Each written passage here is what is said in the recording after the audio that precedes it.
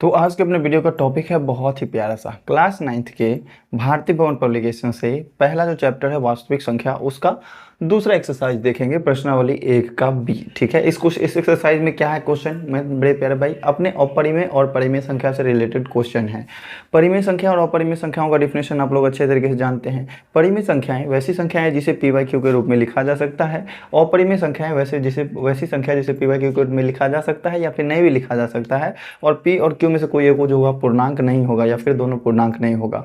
या तो ओवरऑल बात हम सीधा समझ सकते हैं कि वैसी संख्या जो परिमेय नहीं है वह अपरिमेय संख्या होती है। ठीक है, तो बस इन्हीं दोनों चीज़ों को समझना है। परिमेय और अपरिमेय संख्या दोनों को अगर मिलाएंगे तो टोटल जो मिला करके हमें समुच्चय मिलेगा वो एक मिलेगा वास्तविक संख्याओं का समुच्चय। ठीक है, तो मेरे प्यारे भैया आज के अपना टॉपिक है इस एक्सरसाइज का सॉल्यूशन देखेंगे, प्रत्येक क्वेश्चन को हल करेंगे। ठीक है, अपना कुछ क्वेश्चन है ऐसा जो कि परिमेय और अपरिमेय से रिलेटेड है और कुछ अपरिमेय संख्याओं को संख्या रेखा पर निरूपित करने वाला क्वेश्चन है, तो उसको बड़े ही प्यारे तरीके से समझेंगे। बिना सीखे हुए आप उस चीज़ों को संख्या रेखा पर नहीं निरूपित कर सकते हैं। तो आइए वीडियो को शुरू करते हैं। अगर चैनल को अभी तक सब्सक्राइब नहीं किया है आपने तो पहले वीडियो को देख लो, अगर अच्छा लगे तो चैनल को सब्सक्राइब कर लेना, वीडियो अच्छा लगे तो वीडियो को लाइक भी कर लेना। ठीक है, अगर अच्छा लगे तो आपकी इच्छा हो तो चलो मेरे प्यारे भाई आज का अपना वीडियो शुरू करते हैं। तो देखो सबसे पहला क्वेश्चन जो अपना कहता है कि निम्नलिखित में से कौन सी संख्या अपरिमेय है, क्लास 9th हो या फिर क्लास 10th का बोर्ड एग्जाम हो, ये क्वेश्चन हर बार ही रहता है। ठीक है, ऐसा क्वेश्चन परिमेय संख्या और अपरिमेय संख्या को पहचानने वाला। तो परिमेय संख्या किसे कहते हैं, तो वैसी संख्या जिसे p/q के रूप में लिखा जा सके। p/q मतलब उसको हम बट्टा के रूप में लिख सके। और ध्यान देने वाला बात यह है ऊपर और नीचे ये दोनों का दोनों क्या होना चाहिए, पूर्णांक होना चाहिए। ऊपर भी पूर्णांक और नीचे भी पूर्णांक, तभी वो संख्याएं क्या होगी, परिमेय संख्या होगा। ठीक है, तो ध्यान देना यहाँ पर रूट के अंदर में 36/64 है, इसका मतलब क्या होगा, रूट अंडर 36 है, रूट से बाहर निकलेगा तो कितना निकलेगा 6 और बटा 64 है, बाहर निकलेगा तो ये हो जाएगा 8। p/q के रूप में लिखा गया। ऊपर वाला भी 6 जो है ये पूर्णांक है, 8 भी जो है पूर्णांक है, मतलब ये एक संख्या परिमेय है। यहाँ देखेंगे ऊपर में तो पूर्णांक है ही, नीचे वाला को भी निकालेंगे तो क्या निकलेगा 7 बाहर निकलेगा तो -9/7 हो जाएगा, ये भी क्या है परिमेय संख्या ही है। यहाँ से 9 को बाहर अगर निकालेंगे तो ये निकलेगा 3 और 81 को बाहर निकालेंगे तो निकलेगा 9, ये भी एक परिमेय संख्या ही है। लेकिन रूट के अंदर में 3 जो होगा ये एक अपरिमेय संख्या होगा, मतलब रूट के अंदर वैसी संख्या जिसका पूर्ण वर्ग नहीं किया जा सके वो क्या कहलाता है, एक अपरिमेय संख्या कहलाता है। मतलब रूट के अंदर में अगर 4 रहता तो उसका वैल्यू तो 2 निकल जाएगा। ठीक है, तो वो परिमेय हो जाएगा, अपरिमेय नहीं होगा। ठीक है, अपरिमेय संख्या के लिए रूट के अंदर में बिना स्क्वायर वाला संख्या होना चाहिए। अब देखो सेकंड क्वेश्चन, नीचे कई समीकरण और समुच्चय दिए हुए हैं, प्रत्येक समीकरण का ठीक एक समुच्चय के साथ जोड़ा लगाइए ताकि समीकरण का हल उस समुच्चय में पाया जा सके।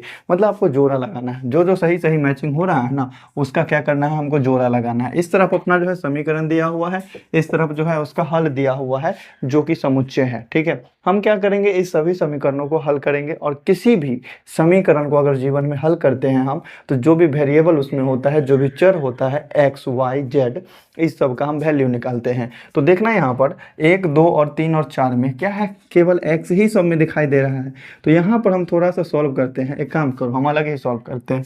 समीकरण अपने पास क्या है, पहला का ये है अपने पास समीकरण 3x - 9 = 2। 3x इक्वल टू क्या हो जाएगा 2 और ये -9 है उधर गया तो प्लस का 9 हो गया, मतलब 3x = 9 2 11 हो जाएंगे। अगर हमको x का मान चाहिए तो 3 गुना में है, उधर गया तो भाग में चला गया। x का वैल्यू कितना आ गया 11/3। तो इस वाले क्वेश्चन के लिए हल क्या आया, x = 11/3। दूसरा वाला के लिए सॉल्व करो, दूसरे वाले के लिए सॉल्व करो। क्या है अपना दूसरा क्वेश्चन, x² - 1 = 1। ठीक है, अगर हम x² का वैल्यू निकालेंगे तो ये -1 उधर जाकर के +1 बन जाएगा, मतलब x² का वैल्यू किसके बराबर आ गया 2 के। अगर हम x का वैल्यू निकालेंगे तो ±√2 आ जाएगा। इधर से स्क्वायर हटेगा, इधर रूट लगेगा, लेकिन प्लस माइनस सिंबल के साथ। अब ऐसा क्यों होता है ये सब बार बार बताना जरूरी नहीं है, बहुत बार बता चुके हैं। x = क्या होता है ±√2 हो जाएगा। ठीक है, अब देखो इस वाले टर्म को सॉल्व करो, ये सिंपल सा चीज है। √2x = 8 है ना, √2x = √8 है। अगर हमको x का वैल्यू चाहिए तो √8 में √2 से भाग लग जाएगा। अब √2 को जो है ना √4 से गुना करेंगे तभी √8 होगा। ठीक है, √2 को √4 से गुना करेंगे तभी होगा ये। अच्छा है, हम ऐसा लिख सकते हैं, देखो थोड़ा सा हम और प्यार से समझा देते हैं हम लोगों को। √8 है ना तो इसको हम लिख सकते हैं √2 गुना √2 और गुना √2, ठीक है, और बट्टा ये √2 आ जाएगा इधर भाग में, एगो से एगो कट जाएगा, कितना बचेगा x का वैल्यू √2 को √2 से गुना किया तो आ गया अपना प्यारा सा आंसर 2। तो यहाँ इस समीकरण का आंसर क्या हो जाएगा, x = 2, ठीक है। x + 95 बराबर 59 है, x + 95 बराबर 59 है। अगर हमको x का वैल्यू निकालना है तो 59 और माइनस में क्या हो जाएगा 95, नहीं घटेगा 59 में से 95 में, तो हम 95 में से 59 घटाएंगे, 9 5 9 6 15 हो जाएगा, और 8 में से 5 घटेगा तो 3 हो जाएगा, माइनस का 36 आएगा। यहाँ से x का वैल्यू क्या आ जाएंगे, माइनस का 36। बस जो भी हल है अपना वो कैसी संख्या है वैसा समुच्चय को आप निर्धारित कर लीजिए। क्वेश्चन में क्या कह रहा है कि x बराबर 11/3, क्या 11/3 जो है प्राकृत संख्याओं का समुच्चय है, नहीं है। पूर्णांकों का समुच्चय है, नहीं है। परिमेय संख्याओं का समुच्चय है, तो हाँ 11/3 जो है यह एक परिमेय संख्या है, मतलब इसका आंसर हो जाएगा सी, ठीक है। x² - 1 = इसमें x का वैल्यू आ गया प्लस में और माइनस में √2। आपको पता है कि √2 कैसी संख्या है, एक अपरिमेय संख्या है, तो इसके लिए अपना प्यारा सा आंसर हो जाएगा अपरिमेय वाला। x बराबर 2, ठीक है, x का वैल्यू 2, ध्यान देंगे तो यह जो है आंसर पूर्णांक में भी आएगा और प्राकृत संख्या में भी आएगा, क्योंकि 2 जो है पूर्णांक भी है, पूरा अंक भी है, और एक परिमेय संख्या भी है। तो चलो इसको, अगर इसका दो आंसर हमें मिल रहा है तो इसको अभी छोड़ देते हैं, अगला पर बढ़ते हैं। x का वैल्यू कितना है, -36। क्या -36 प्राकृत संख्या में आएगा, नहीं आएगा, तो -36 आ जाएंगे किस में, पूर्णांक में, ठीक है। और ये जो बच गया 2, अब ये आ जाएगा प्राकृत संख्या में। तो फाइनल आंसर यहाँ पर हमारा क्या हुआ, फर्स्ट का कौन सा आंसर हुआ, सी। सेकंड का कौन सा आंसर हुआ, सेकंड का हो गया डी, ठीक है।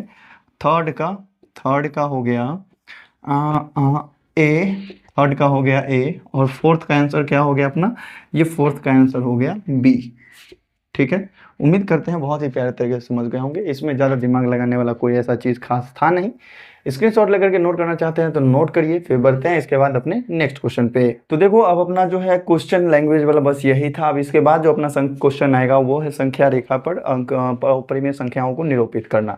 देखो इस क्वेश्चन में कह रहा है कि निम्नलिखित समय केवल उत्तर लिखें, केवल जो आंसर होने वाला वो लिखिए, सॉल्व कुछ नहीं करना है। तो देखो मेरे प्यारे भाई, दो अपरिमेय संख्याओं के बीच कितनी अपरिमेय संख्या होती है, दो वास्तविक संख्याओं के बीच कितनी वास्तविक संख्याएं होती है, दो वास्तविक संख्याओं के बीच कितनी अपरिमेय संख्याएं लिखी जा सकती हैं। तीनों ही क्वेश्चन का आंसर देखो बहुत ही प्यारे तरीके से समझाता हूं मैं। ये क्या है अपना, ये कहोगे आपकी एक लाइन है, ठीक है। अगर हम इस पर बहुत सारा नंबर को लिख दे तो ये हो जाएगा नंबर लाइन, संख्या रेखा, ठीक है। जैसे मानो कि यहाँ क्या है, 0 है, इधर क्या है 1 है, इधर है 2, इधर है 3, इधर है -1, और इधर है -2, और इधर है -3। अब जरूरी तो नहीं है कि संख्या रेखा पर ये 1 2 3 और -1 -2 -3 लिखे हैं तो बस यही संख्या है।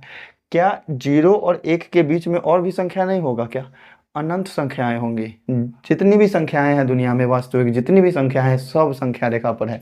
संख्या रेखा को हम क्या कहते हैं, संख्या रेखा का दूसरा नाम वास्तविक संख्या रेखा भी है। क्या है नाम इसका, वास्तविक संख्या रेखा, ठीक है। मतलब संख्या रेखा पर जो भी चीज, जो भी संख्या होता है ना, वो सभी क्या होते हैं, वास्तविक संख्याएं होती है। और वास्तविक संख्या का डिफिनेशन क्या होता है कि दुनिया में जितने भी परिमेय और अपरिमेय संख्या हैं दोनों को एक जगह मिला करके एक झोला में रखेंगे तो वो झोला पूरा का पूरा भर जाएगा किस चीज़ से, वास्तविक संख्याओं से। मतलब सीधा बात, परिमेय संख्याओं और अपरिमेय संख्याओं के सम्मिलित समुच्चय को क्या कहा जाता है, वास्तविक संख्या। मतलब दुनिया में जितना भी परिमेय संख्या है, जो परिमेय है वो है, और जो परिमेय नहीं है वो अपरिमेय है, ठीक है। और उस दोनों को मिला लेंगे तो वो मिल जाएगा टोटल वास्तविक संख्या। तो देखो मेरे प्यारे भाई, दो अपरिमेय संख्याओं के बीच कितनी अपरिमेय संख्या निकाली जा सकती है। तो जैसे 0 और 1 है, 0 और 1 के बीच में जब अनगिनत संख्या निकल सकता है वास्तविक संख्या, तो उसी वास्तविक संख्या में परिमेय भी होगा और उसी वास्तविक संख्या में अपरिमेय भी होगा। तो न हम परिमेय संख्या को गिन सकते हैं दो संख्याओं के बीच में, और न ही अपरिमेय संख्या को गिन सकते हैं दो संख्या के बीच में।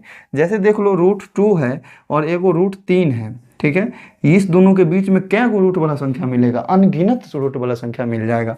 अनगिनत मतलब एगो मिल जाएगा √2.01, रूट के अंदर में मिल जाएगा 2.001, सब तो अपरिमेय संख्या ही होगा ना, ये सब का पूर्ण वर्ग नहीं किया जा सकता है। तो इस तरह से अनगिनत संख्याएं निकलेगी, तो परिमेय हो या फिर अपरिमेय हो, दो संख्या के बीच में अनगिनत संख्याएं होती है। तो पहला क्वेश्चन था दो अपरिमेय संख्याओं के बीच कितनी अपरिमेय संख्या होंगी, अनगिनत होंगे या फिर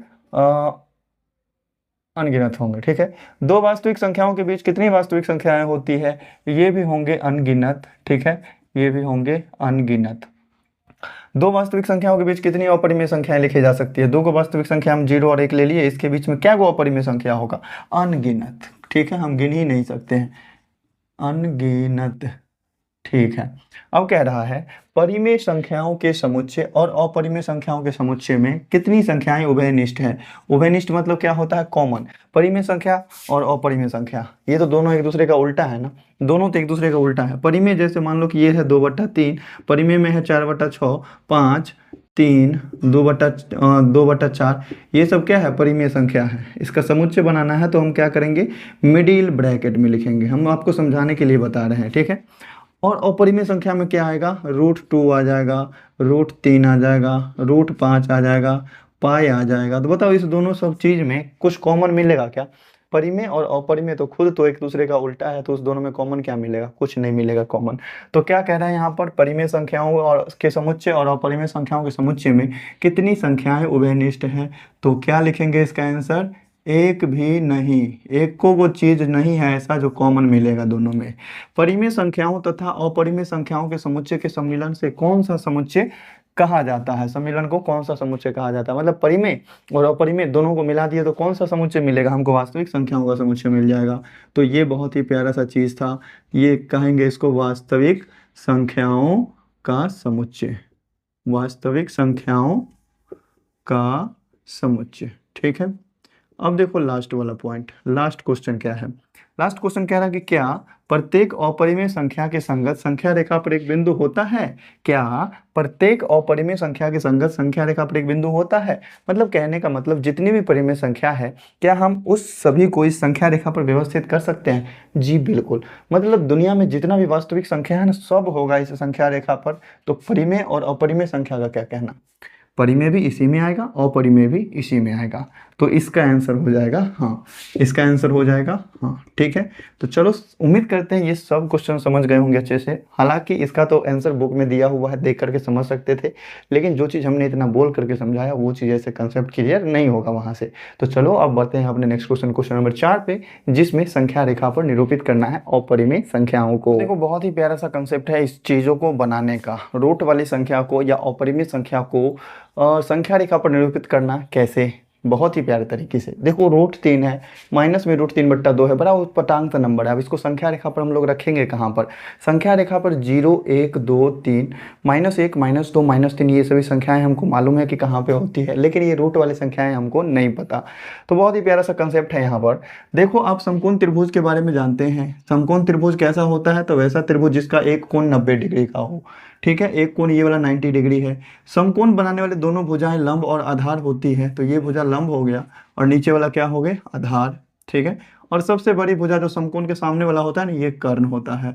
और इसके लिए एक पाइथागोरस फॉर्मूला है अपने पास, ये होता है कर्ण स्क्वायर बराबर लंब स्क्वायर प्लस आधार स्क्वायर। ठीक है, मतलब सबसे बड़ी भुजा का स्क्वायर निकालना है ना, तो दोनों छोटका का स्क्वायर करके जोड़ दो एक जगह पे। ठीक है, यही है अपना क्या चीज, इस फॉर्मूला को कहते हैं Pythagoras formula, Pythagoras formula, Pythagoras formula. ठीक है, याद रखना, क्लास 9th में भी यूज है, 10th में भी यूज है, 11th में भी और 12th में भी, सब पाइथागोरस फॉर्मूला का यूज हर जगह पे है। ये यूनिवर्सल फॉर्मूला हो गया अपना, ABC, हम कोई ट्रायंगल का नाम दे लिए, ये फॉर्मूला है। देखो इसी चीज का यहाँ पर यूज पड़ेगा। अगर हमको √3 चाहिए तो देखो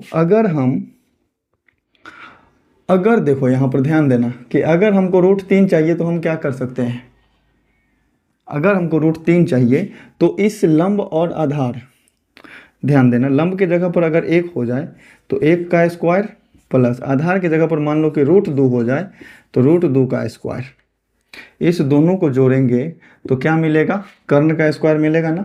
ठीक है, कर्ण का स्क्वायर मिलेगा। अगर कर्ण चाहिए हमको तो स्क्वायर हटा करके इधर रूट लगाना पड़ेगा, 1 का स्क्वायर 1 होगा, √2 का स्क्वायर 2 होगा, और 2 और 1 को जोड़ने पर कितना बनेगा, 3, और इधर से चूंकि हमने स्क्वायर हटाया तो इधर रूट बन जाएगा। मतलब हमको एक भुजा 1 चाहिए और एक भुजा कितना चाहिए, √2 चाहिए। ठीक है, अब √2 कैसे आएगा, √2 लाने के लिए हम क्या करेंगे, कर्ण को 1 बनाएंगे, एक का स्क्वायर, आधार को भी हम सॉरी लंब को एक बनाएंगे और आधार को भी एक बनाएंगे और दोनों का स्क्वायर करेंगे तो ये कर्ण का स्क्वायर मिलेगा क्या।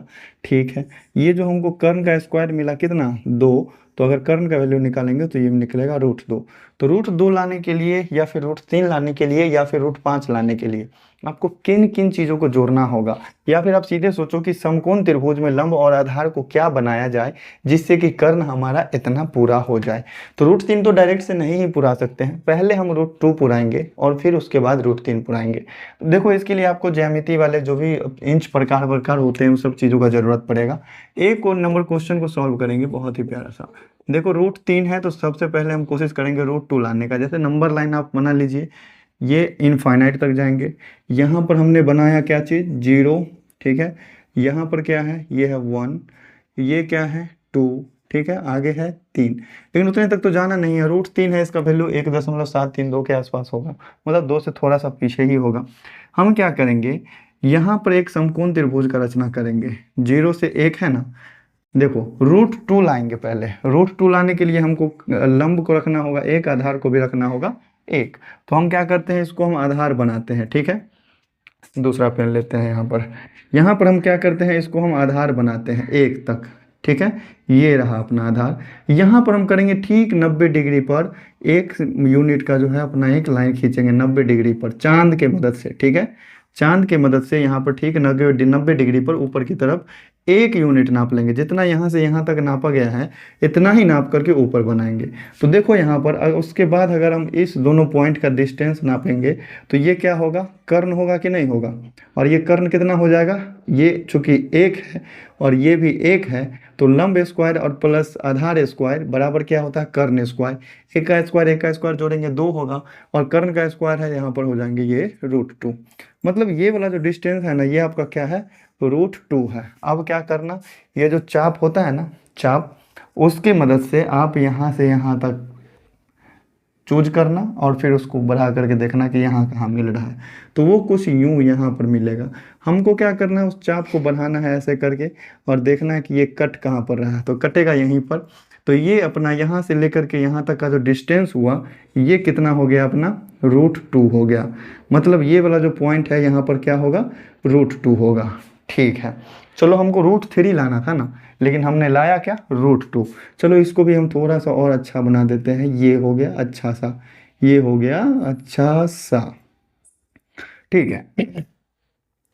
अब हमको √3 बनाना है। तो देखो √3 बनाने के लिए हम लोग को क्या करना था, एक भुजा को √2 बनाना था और एक भुजा को 1 बनाना था। तो √2 तो हम स्केल से नहीं ना नाप सकते हैं, √2 हमारे पास यहाँ है ऑलरेडी, ठीक है। चाहे देखो ये भी जो है ये भी कितना है, √2 ही है, ठीक है।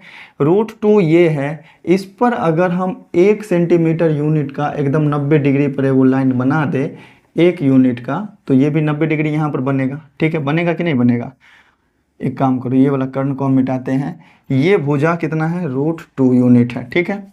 अगर ये √2 है, अगर यहाँ पर हमने 1 खींचा है ठीक 90 डिग्री पर चांद की मदद से, तो यहाँ 1 यूनिट है, तो ये भी इसका कर्ण हो जाएगा, इस वाले त्रिभुज का कर्ण हो जाएगा ये।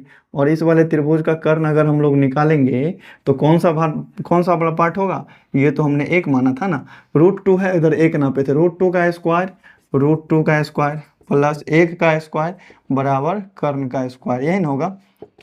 √2 का स्क्वायर कितना हो जाएगा 2, 1 का स्क्वायर कितना हो जाएगा 1 बराबर कर्ण का स्क्वायर। कर्ण स्क्वायर बराबर कितना है 3 है ना, ये दोनों को एक दूसरे में 3।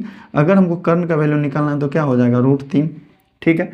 तो बस यहाँ से लेकर के इस पॉइंट से इस पॉइंट तक का जो डिस्टेंस आया है इसको आप चाप की मदद से नापिए और फिर क्या करिए, यहाँ लाइए, ठीक इस तरह से, ठीक है।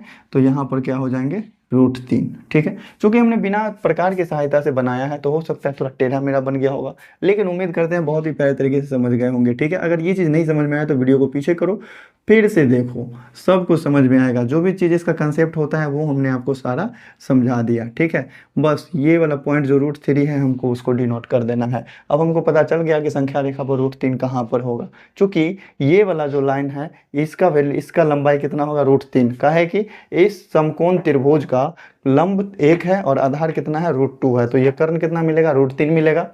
जितना डिस्टेंस है ये √3 डिस्टेंस है, बस इस पर भी नाप लेंगे √3 कहाँ तक आ रहा है, बस वहाँ पर पॉइंट बना करके उसको हम √3 नोट कर देंगे।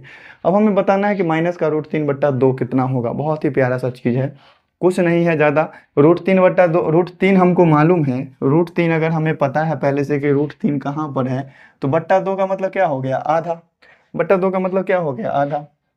चलो इसको हम यहीं से मिटाते हैं, यहीं तक रहने देते हैं। ये एक्स अक्ष है, सॉरी एक्स अक्ष कह रहा हूँ, यहाँ एक्स अक्ष नहीं, संख्या रेखा है ये। अगर इसका बी हमें बनाना है, बी में कितना है, माइनस का √3/2, ठीक है। हम क्या करेंगे, संख्या रेखा पर देखेंगे।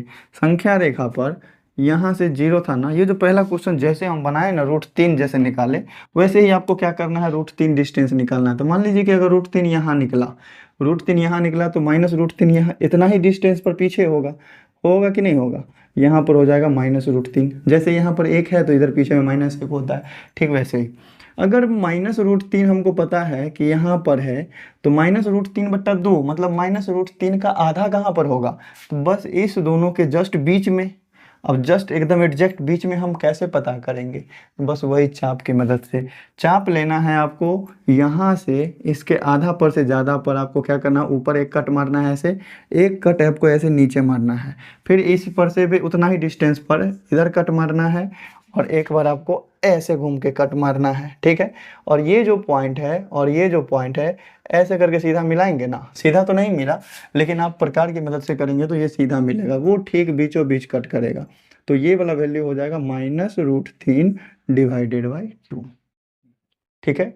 उम्मीद करते हैं बहुत ही प्यारे तरीके से ये सब चीज़ समझ में आ गया होगा। चूंकि रिकॉर्डेड वीडियो है, आप बैक करके भी पीछे करके देख सकते हैं, सारा चीज़ हमने समझा दिया, पहला क्वेश्चन और दूसरा क्वेश्चन, ठीक है। ये था अपना पहला का सॉल्यूशन ए, ठीक है, और ये था अपना दूसरा का, ठीक है। अगर हम यहाँ से √3 फाइंड कर लिए हैं, तो -√3 भी फाइंड करना कोई भारी बात नहीं है। जितना उधर नापे हैं √3, उतना ही इधर नापेंगे, तो -√3 उसका आधा कर देंगे, समविभाजित कर देंगे, तो वो हो जाएगा -√3/2, ठीक है। तो चलो अब देखते हैं इसके बाद थर्ड और फोर्थ को। तो देखो अब ये दोनों क्वेश्चन भी बहुत ही प्यारा सा। 1/√2 का मतलब क्या होता है, 1/√2, ध्यान देना, अगर हमारे पास √2 है, अगर हम इसको 2 से भाग दे रहे हैं, इसका मतलब आधा। किसी भी नंबर में अगर 2 से भाग करें, इसका मतलब उसका आधा। 4 है, 2 से भाग किए तो 2 हुआ, मतलब 4 जो है 2 का, सॉरी 2 जो है वो 4 का आधा है। 2 से भाग देना किसी नंबर में, मतलब उसका आधा करना हुआ। तो देखो हम ऊपर में √2 लिखे, नीचे जो 2 है इसको हम 2 बार √2 और √2 का गुना कर सकते हैं क्या। अगर हम इसको काटें तो ये कितना हो गया, 1/√2, यही चीज़ है ना। तो 1/√2 क्या है, ये है √2 का आधा। ये चीज़ हम समझ गए यहाँ से ना, कि √2 का आधा करेंगे, √2 में 2 से भाग देंगे तो मिलेगा 1/√2। अगर हमारे पास √2 मिल जाए तो क्या हम उसका आधा नहीं बता सकते कि कहाँ पर होगा, बस उस लाइन को हम आधा आधा काट देंगे, आधा पर समविभाजित कर देंगे। तो हम क्या करेंगे, इस क्वेश्चन नंबर सी को बनाने के लिए बहुत ही प्यारा सा कंसेप्ट लगाएंगे, जो कि हम फाइंड करेंगे, खोजेंगे कि √2 कहाँ पर है, और √2 हमें मिल जाएगा तो फिर बस उसको समविभाजित कर देना है। सी नंबर क्वेश्चन को बनाना है, आप क्या करेंगे, इस तरीके से नंबर लाइन बनाएंगे। यहाँ पर है आपके पास 0 और यहाँ है आपके पास 1, ठीक है।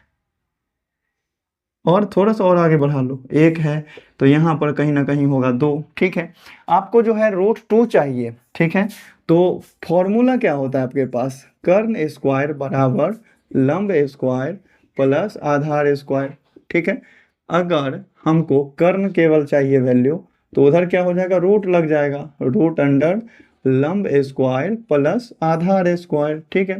तो यहाँ पर आप डिसाइड करिए कि लंब और आधार कितना कितना लिया जाए कि इधर √2 मिल जाए। तो अगर लंब का वैल्यू 1 लें और आधार का भी वैल्यू 1 लें, तो उस केस में हमें √2 मिल जाएगा, ठीक है। तो हम आधार तो यहीं से ना बना लेंगे, 0 से 1 तक हम क्या करेंगे, आधार बनाएंगे। यहाँ से यहाँ तक क्या है, अपना आधार है, ठीक है। हम समकोण त्रिभुज बनाएंगे तभी हमारे पास ये वाला फॉर्मूला का यूज होगा, पाइथागोरस वाला। तो 90 डिग्री पर हम 1 यूनिट का एक लाइन खींच लेंगे, ठीक है। जितना ये डिस्टेंस है उतना ही 1 यूनिट खींचेंगे, तो क्या बनेगा, ये हो गया 1 यूनिट, ठीक है, और ये भी हो गए 1 यूनिट। और ध्यान रहे यहाँ पर आप 90 डिग्री का एंगल बनाएंगे चांद की मदद से, ठीक है। अब उसके बाद जो ये दोनों शीर्ष को नापिएगा तो ये कितना हो जाएगा आपके पास, √2, ठीक है। अब √2 हो जाएगा तो आप प्रकार की मदद से यहाँ पर एक नोक रखना और पेंसिल का नोक यहाँ पर रखना, उसके बाद इसको कट करना है ऐसे करके, तो कुछ यूँ यहाँ पे कटेगा। ठीक है। और उसके बाद इसको डॉटेड लाइन बना लेंगे, dotted line dotted line dotted line, और फिर ये चीज़ क्या हो जाएगा यहाँ पर √2, ठीक है। अगर यहाँ से यहाँ तक का डिस्टेंस √2 है तो इसको समद्विभाजित नहीं कर सकते हैं क्या? मान लो कि ये क्या है 0 है और यहाँ क्या आ गया √2 आ गया। अब चाप लेना, चाप को इसके आधा से आगे तक बढ़ा लेना कुछ ऐसे करके, मान लो कि ऐसे बढ़ा लिए, और फिर इसको जो है अब यहाँ से ऐसे कट करेंगे, फिर ऐसे कट करेंगे, ठीक है। फिर इधर वाला पॉइंट पर लेकर के ऐसे कट करेंगे, ऐसे कट करेंगे नीचे, ऐसे ऐसे ऐसे ऐसे, ठीक है। अब ये जो दोनों का कटिंग पॉइंट होगा ना, ये वाला और यहाँ नीचे वाला जो कटिंग पॉइंट, उस दोनों को मिलाएंगे तो ये जो कटेगा यही होगा अपना 1/√2, ठीक है। 1/√2 का मतलब क्या हो गया? √2 का आधा। इस √2 को आधा पर से हम काटे, वही हो गया 1/√2। उम्मीद करते हैं ये भी क्वेश्चन समझ गए होंगे। अब देखो इस क्वेश्चन की बारी, √6 लाने के लिए आप क्या कर सकते हैं? तो देखो किसी भी समकोण त्रिभुज में ये लंब और आधार, इसके जगह पर आप क्या रखिएगा, रख रख करके देखो ना। अगर हम 1 रखेंगे, यहाँ भी 1 रखेंगे, तो 1 का स्क्वायर कितना बनेगा? √2 बनेगा, जो कि हमने बनाया। अगर मान लीजिए कि यहाँ पर हम 2 कर देते हैं, तो उस केस में 2 का स्क्वायर कितना बनेगा? 4, और 1 का स्क्वायर 1, मतलब रूट अंडर क्या मिल जाएगा? 5। √6 तो मिल नहीं रहा है। अगर 3 कर देंगे ना तो 3 का स्क्वायर 9, 1 10 हो जाएगा, रूट अंडर 10 हो जाएगा। तो √6 हम लाएंगे कैसे? कैसे लाएंगे? तो देखो √5 अगर हमारे पास आ गया, √5 हमको पता चल गया कि कितना होगा। अगर √5 को हम क्या करें? आधार बना दे, √5 को हम आधार बना दे और 1 ले ले लंब, तो √5 का स्क्वायर करने पर 5, और लंब 1 है, 1 का स्क्वायर करने पर 1, इसका रूट लगेगा तो रूट अंडर 6 मिल जाएगा हमको। मतलब हमको खोजना क्या है? रूट अंडर 5 पहले खोजना है, फिर उसके बाद हमें रूट अंडर 6 मिलेगा। तो ये खींच दिया मैंने संख्या रेखा, ठीक है। अब हमको जरूरत पड़ेगा √5 का। √5 के लिए एगो भुजा 2 होना चाहिए, एगो भुजा 1 होना चाहिए, तब ना 2 का स्क्वायर 4 और 1 का स्क्वायर 1, और दोनों जुड़ाएगा तो रूट अंडर 5 मिलेगा, ठीक है। तो यहाँ पर मान लेते हैं कि ये 0 है, ये डिस्टेंस 1 है, और ये डिस्टेंस क्या है? 2 है, ठीक है। तो यहाँ से यहाँ तक जो है क्या होगा? अपना आधार होगा, ठीक है, 2 यूनिट का। इस पर हम 90 डिग्री के साथ 1 यूनिट का हम क्या करेंगे? एक लाइन खींच लेंगे 90 डिग्री पर, ठीक है। और तब हम इसको नापेंगे ना, तो ये कितना बनेगा? Root under 5। ध्यान देना ना, किसी भी समकोण त्रिभुज में अगर ये भुजा हमारे पास 2 है, नीचा वाला मान, ऊपर वाला मान 2 है, ये 1 है, तो 2 का स्क्वायर और 1 का स्क्वायर कितना होगा? 5, और इसका रूट लगा देंगे तब ये बन जाएगा। मतलब ये डिस्टेंस हमको मालूम चल गया, रूट अंडर 5। हमने आपको थोड़ी देर पहले बताया था कि रूट अंडर 5 हो हमारे पास, और 1 यूनिट भुजा हम कोई ले लेते हैं। यहाँ पर हम ठीक 90 डिग्री पर बनाएंगे वो 1 यूनिट वाला। मान लेते हैं कि ये कितना है? 1 यूनिट का है, ठीक है। तो यहाँ पर एक समकोण त्रिभुज जो बना, अगर इसका कर्ण हमको फाइंड करना होगा, मालूम करना होगा, तो √5 तो ये वाला है ना, √5 तो ये वाला भुजा है, और 1 ये वाला भुजा। √5 का स्क्वायर 5 और 1 का स्क्वायर 1, दोनों को जोड़ेंगे तो ये कितना मिल जाएगा? Root under 6। अब बस आपको ये वाला जो है डिस्टेंस चाप की मदद से नाप लेना है, और इसको ठीक ऐसे करके आपको यहाँ पर देख लेना है। तो ये जो अपना पॉइंट हो जाएगा, ये हो जाएगा √6, और यही है अपना प्यारा सा आंसर। तो उम्मीद करते हैं आज के वीडियो में जितने भी हमने संख्या रेखा पर निरूपण बताया है, बहुत ही प्यारे तरीके से समझ में आया होगा। परिमेय और अपरिमेय संख्याओं वाला भी क्वेश्चन बहुत ही प्यारे तरीके से समझ में आया होगा। वीडियो अच्छी लगी मेरे प्यारे भाई, वीडियो को लाइक करो। अगर चैनल पे आए हो पहली बार तो चैनल को सब्सक्राइब जरूर से कर लो, और अपने प्यारे दोस्तों को जरूर से शेयर कर देना। तो चलिए फिर मिलेंगे नेक्स्ट वीडियो में, ऐसे ही मिलेंगे किसी नेक्स्ट वीडियो के एक्सरसाइज के साथ, समझेंगे बड़े ही इजी तरीके से, बड़े ही प्यारे तरीके से।